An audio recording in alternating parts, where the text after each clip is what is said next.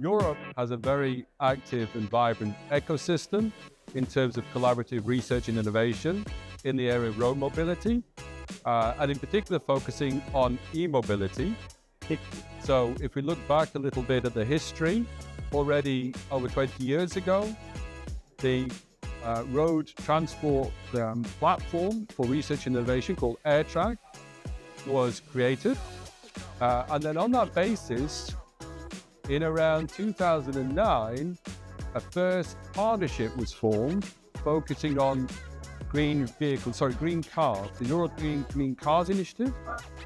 That was at the height of the economic crisis in 2008, 2009, when that was created. And that ran for 4 years, which then became the European Green Vehicles Initiative around about 2013. And that lasted for the duration of the Horizon 2020 program to 2020. And then now in the current program called Horizon Europe, we have the follow-up of the Green Vehicles Initiative, and that's called 2.0. The 2.0 partnership is bringing together many stakeholders all around the topic of electrification, e-mobility, full electrification for cars, particularly for urban applications, whereas for long-distance applications, for trucks and freight, we're looking more at hydrogen and alternative fuels for that type of application. And that is all dealt with within the 2.0 partnership. And there are many other partnerships as well supporting this whole area. We have the batteries partnership, for example, that started also in the Horizon Europe framework program. And there are other partnerships as well, which is supporting this activity. There's the Clean Hydrogen Partnership. That's really important, of course, for hydrogen as an energy carrier, looking at fuel cell vehicles, particularly for long-distance transport again. But then we also have other partnerships like the chips going to the taking, and a new partnership which is going to be launched potentially on advanced materials, bringing in also this idea, this necessity to look at the circular economy and reducing the environmental impact of vehicles by looking at, say, circularity, recycling, and the use also of biomaterials. So that's being dealt with in this potentially new partnership called the Advanced Materials Initiative. In this whole ecosystem of different partnerships working together, also the different sectoral associations like CLEPA play a very important role, because we bring together the different stakeholders, the different players within our own ecosystem. So the supply association, we're looking at the tier ones, the big tier ones, very important, but also the tier twos and the different levels of companies that are involved in the supply chain, all the way down to the smaller companies, the small, medium-sized companies.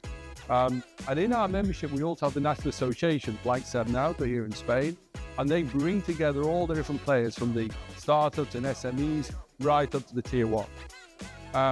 CLEPA is only one of the associations as well. We also need to look at the associations such as the Vehicle Manufacturers Association, ASEA, and their Research and Innovation arm, UCARM, as I say, many other associations are working together, and we will collaborate within the context of AirTrack, the technology platform MHE4 and road transport, but also different partnerships like 2.0. So there's a very vibrant ecosystem working together. And of course, Spain plays a very important role in this.